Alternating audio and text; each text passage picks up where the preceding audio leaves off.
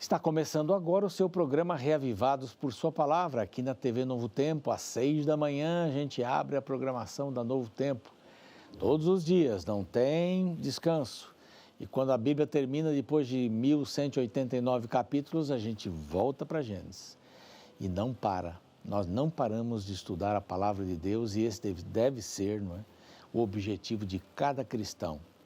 Comer a palavra, beber a palavra, viver a palavra em nossa vida. E hoje vamos para o capítulo 3 da carta que Paulo escreve aos Romanos. Vamos aprender mais coisas boas e bonitas aí nessa carta profunda que mudou a história da religião, né, da religiosidade nos seres humanos. Maravilha, o justo viverá pela fé. Que texto extraordinário, né? Extraordinário. Nós estamos no YouTube, todos os dias às 6 da manhã também um novo programa é disparado. E eu quero convidar você para se inscrever nesse canal, Reavivados por Sua Palavra NT, está aqui, ó, Reavivados por Sua Palavra NT.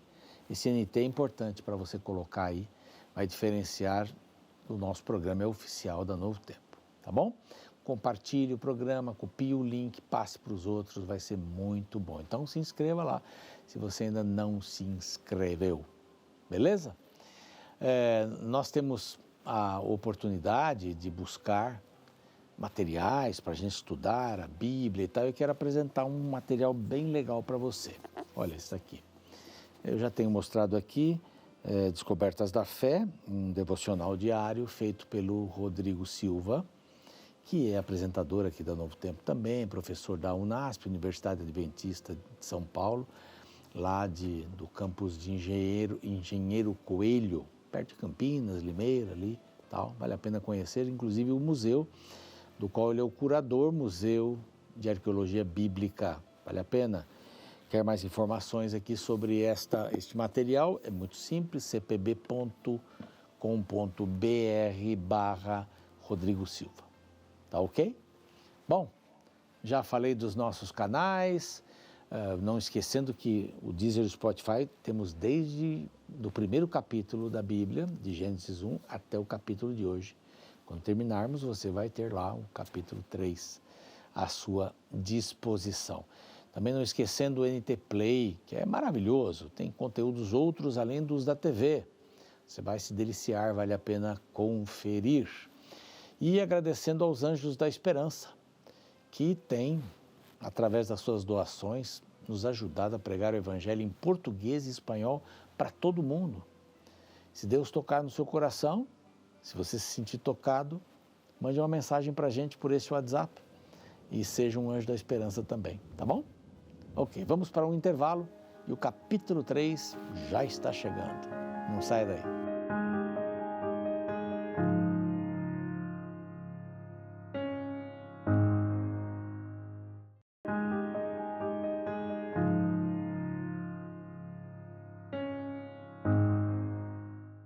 Estamos de volta com o programa Reavivados por Sua Palavra e vamos para o capítulo, vamos falar mais devagar, né? Capítulo 3 da carta de Paulo aos Romanos. Estamos lá no YouTube, se você quiser se comunicar com a gente, fazer alguma pergunta, estamos às ordens, Reavivados por Sua Palavra NT. E se você quiser também usar o Instagram, nt.prronaldo, tem 2 R's aí, a gente se comunica também. Capítulo 2 foi muito bom e a lição maior do capítulo 2 é a seguinte: judeu, gentio, todos precisam da salvação. Deus coloca a lei dentro do coração do gentio, de todos nós, e ele vai ser julgado por isso. Se ele não conhece a Cristo, ele vai ser julgado por isso. O judeu, conhecedor, acha que o externo é mais importante que o interno, ele diz assim, não. Circuncisão externa não tem sentido se ela não acontecer lá dentro do coração. Não é? E é lá dentro, é interior. Porém, judeu é aquele que o é interiormente. É lá dentro, as decisões que a gente toma. E vamos para o capítulo 3. É um resumo final, né? Paulo responde aí algumas perguntas. Qual é, pois, a vantagem do judeu? Ou qual a utilidade da circuncisão? muitas sobre todos os aspectos, principalmente porque aos judeus foi confiado os oráculos de Deus. Foram confiados os oráculos de Deus. E daí? Se alguns não creram, a incredulidade deles virá desfazer a fidelidade de Deus? Não. Se eles não creram, não muda Deus. Mas eles foram chamados para serem receptáculos desses oráculos de Deus, da palavra de Deus, da mensagem da salvação para todo o mundo. Como isso não se completou, Deus chama uma nação espiritual para mudar o mundo, para mudar as comunidades locais, as famílias, as pessoas, o coração. De maneira nenhuma, diz aqui. Seja Deus verdadeiro e mentiroso todo homem, segundo está escrito, para seres justificado nas tuas palavras e verás e venhas a vencer quando fores julgado. Então, nós temos responsabilidade de cada palavra que a gente diz, de cada ação que a gente faz. Mas, se a nossa justiça traz lume, né, transparece, a justiça de Deus, que diremos? Porventura será Deus injusto por aplicar a sua ira, que não é passional, não é de raiva, não gosta daquele ali, pronto, vai cair, vai quebrar a perna, não é isso aí. Certo que não, diz aqui. Do contrário, como julgará Deus o mundo, se ele for passional? Não é? Se a nossa injustiça traz a lume a justiça de Deus, que diremos? A nossa injustiça são trevas e a luz de Deus brilha sobre nós. Claro que elas vão aparecer, claro que a injustiça vai aparecer, mas será que isso mantém Deus injusto? Não. Foram as minhas decisões. E aí tem mais algumas palavras aqui, mais algumas perguntas, várias perguntas. Pratiquemos males para que venham bens? A condenação deles é justa. Como é que eu vou fazer uma coisa errada esperando que dê certo? Eu tinha um amigo que dizia assim, não tem jeito errado de fazer uma coisa certa. Não tem jeito errado de fazer uma coisa certa. Não tem. Certo é certo. Todos os homens na condição de pecadores. Eu gosto muito disso, porque isso me lembra que eu necessito muito de Deus. Necessito muito de Deus. Aqui está falando do mundo todo. Então não é mais de judeu separado e de gentio separado. Estamos no mundo todo. Que se conclui? Verso 9. Temos nós qualquer vantagem? Não. Como judeus, não. Não, de forma nenhuma, pois já temos demonstrado que todos, tanto judeus como gregos, gentios, estão debaixo do pecado. Todos estão debaixo do pecado. É isso que ele está querendo apresentar. Não tem prediletos. Todos estamos debaixo do pecado. O judeu, o povo de Deus, maravilhoso, sensacional, também está debaixo do pecado, precisa de um Salvador. O gentio, o grego, como mencionado, também está debaixo do pecado. Como está escrito, não há justo nenhum sequer, ninguém. Por família, por denominação, não importa. Não há justo por nível cultural, financeiro, poder. Não há quem entenda, não há quem busque a Deus, não é natural do ser humano isso. Não é? Somos inimigos, mas porém inimizade entre ti e a serpente. É isso que Deus fez com Jesus, com a vinda de Jesus Cristo, com os cordeiros ali a princípio, depois colocar inimizade entre o homem e a serpente, que ficaram amigos. Todos se extraviaram, a uma se fizeram inúteis, pecadores. Não há quem faça o bem, não há nem um sequer. Não fique orgulhoso. A garganta deles é um sepulcro aberto, com a língua urde engano, veneno de víbora. Oi, pegou pesado. Isso aí está lá em Salmos. A boca, eles a têm cheia de maldade e amargura. Os seres humanos. Os pés, velozes para derramar sangue. Os seus caminhos, nos caminhos há destruição e miséria. Desconhecem o caminho da paz. Não há temor de Deus diante dos seus olhos. Isso é o ser humano. O ser humano precisa de Deus. Preocupação. O gentio vai ser julgado? Não, ele tem a lei no coração. Mas ele morreu sem conhecer. Ok, Deus vai julgá-lo.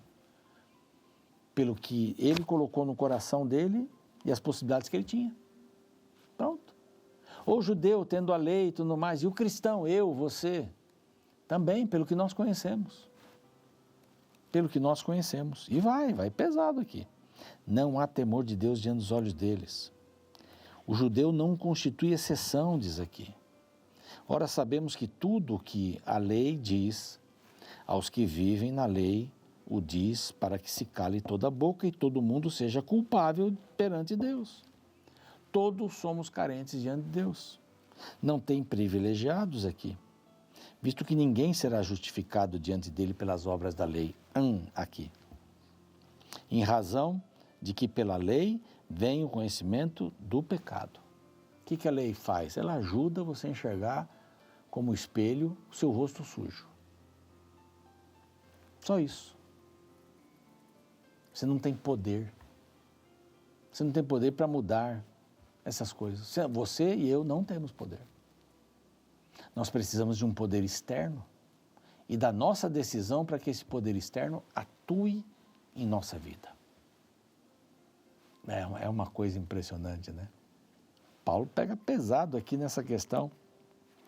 Somos salvos pelas obras da lei, somos justificados, que é a mesma palavra, né, diante de Deus, somos confirmados, salvos diante de Deus, mostrando nosso caderninho de boas ações. Os judeus, eles viviam colecionando boas ações, para que elas riscassem os pecados. Então, vamos ver, hoje eu fiz 13 boas ações e cometi 15 pecados. Puxa, estou em débito, amanhã tem que fazer mais. E vários acreditavam que havia uma balança no céu e os anjos iam colocando lá, pecados, boas ações, pecados, boas ações, pecados, boas ações. E no final da vida o que pesasse mais levaria você. Mas é judeu, então alguns acreditavam que Deus colocava lá um pezinho do lado da salvação e eram salvos. Empatou, não tem problema. Deus colocava um pezinho lá do outro lado, que é judeu, não tem nada disso, nada disso. A gente é justificado pela fé em Cristo. E aqui vem um texto pesado, hein? Aguenta aí. Mas agora, vou até mudar de câmera aqui. Mas agora, verso 21. Sem lei se manifestou a justiça de Deus, testemunhada pela lei e pelos profetas. Quem que é a justiça de Deus testemunhada pela lei? Jesus Cristo. Tá? Jesus Cristo. Justiça de Deus mediante a fé em Jesus Cristo aqui. Para todos e sobre todos os que creem, porque não há distinção, pois todos pecaram e carecem da glória de Deus. Então, a quem devemos buscar?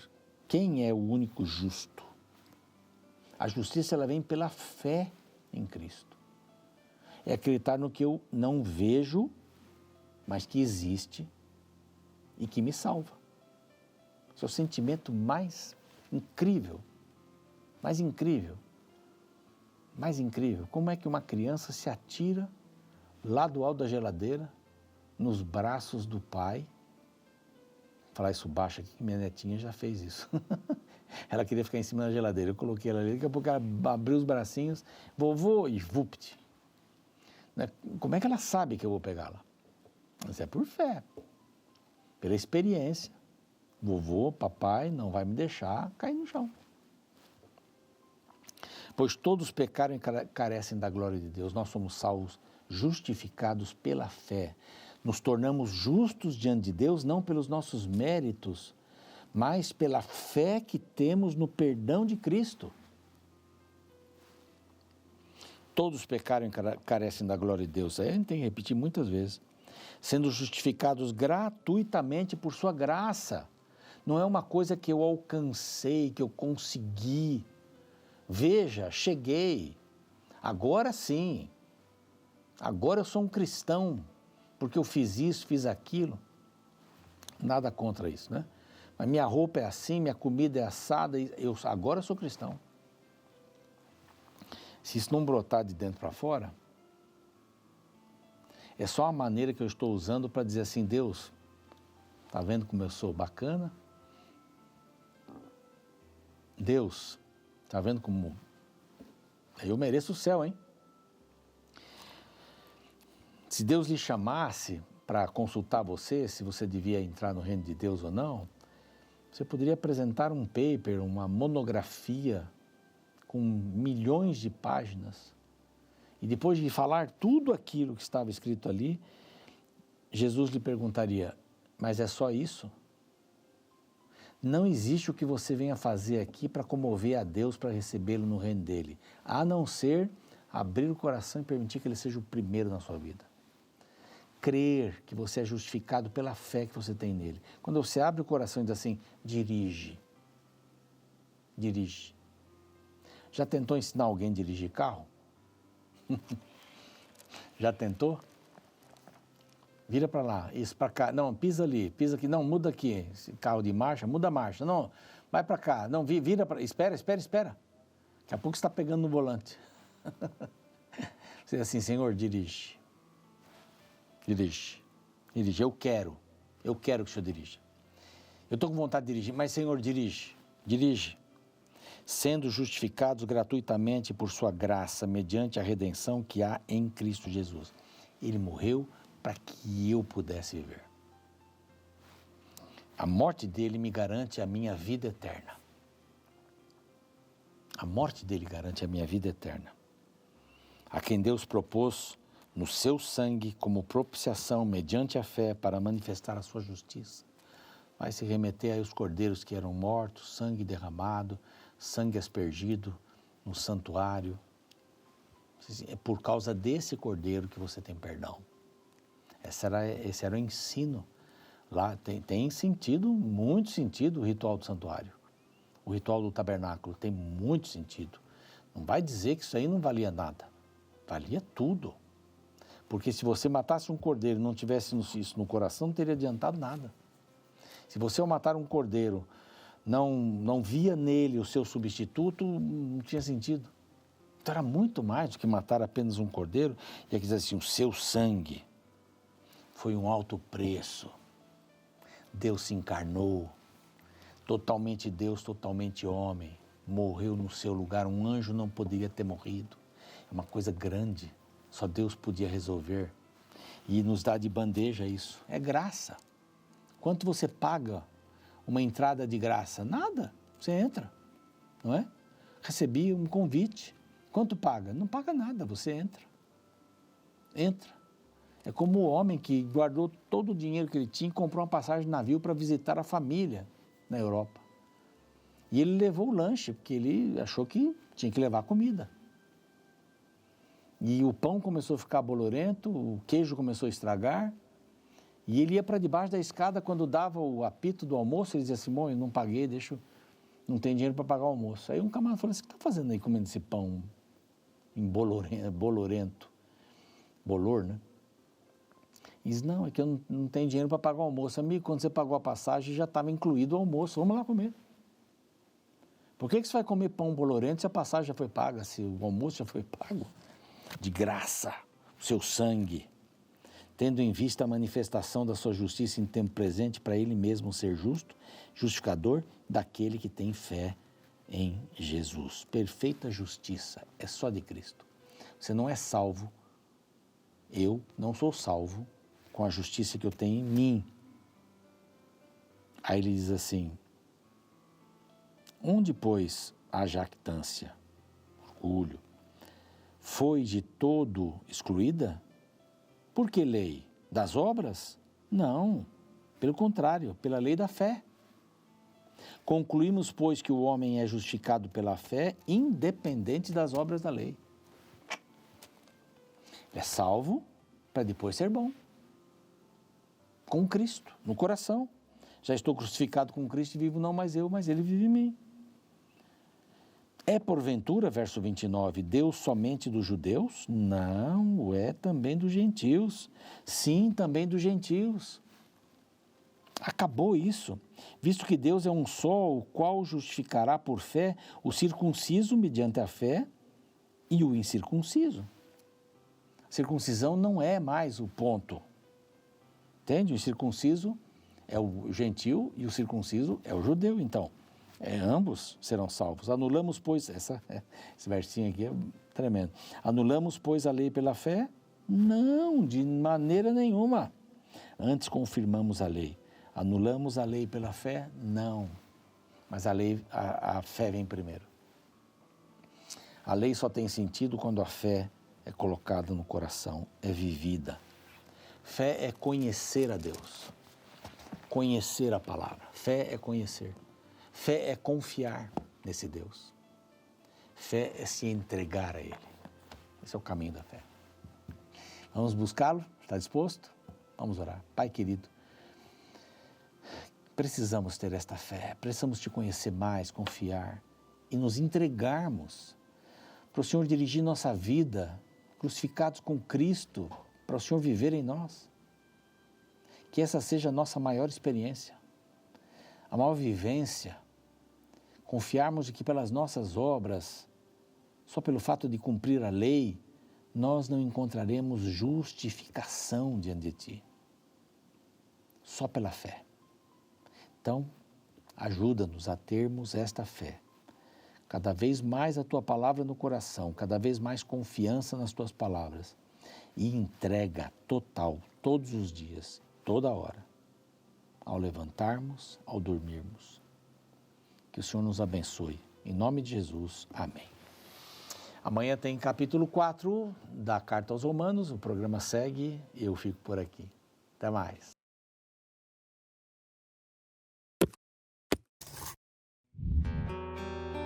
Quem você acha que é mais pecador? Um bebê de 1 mês de vida ou um senhor de 50 anos? Se pensarmos quantitativamente, focando nas ações, sem dúvidas apontaremos para o indivíduo mais velho. Porém, se pensarmos qualitativamente, focando na natureza que carregamos desde o nascimento, então concluiremos que ambos estão na mesma situação.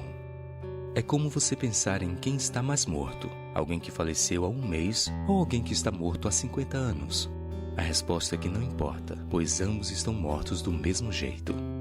Transportando para a vida espiritual, todos nós já nascemos condenados à morte, pois desde o primeiro dia de vida já carregamos a natureza pecaminosa dentro de nós.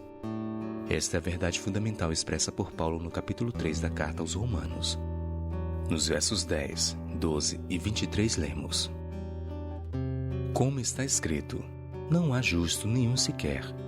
Todos se desviaram e juntamente se tornaram inúteis. Não há quem faça o bem, não há nenhum sequer. Pois todos pecaram e carecem da glória de Deus. Sim, todos somos pecadores. A razão para isso é que nós já nascemos pecadores. Então nossos problemas não são nossas ações, mas a nossa natureza. Imagine um pé de laranja.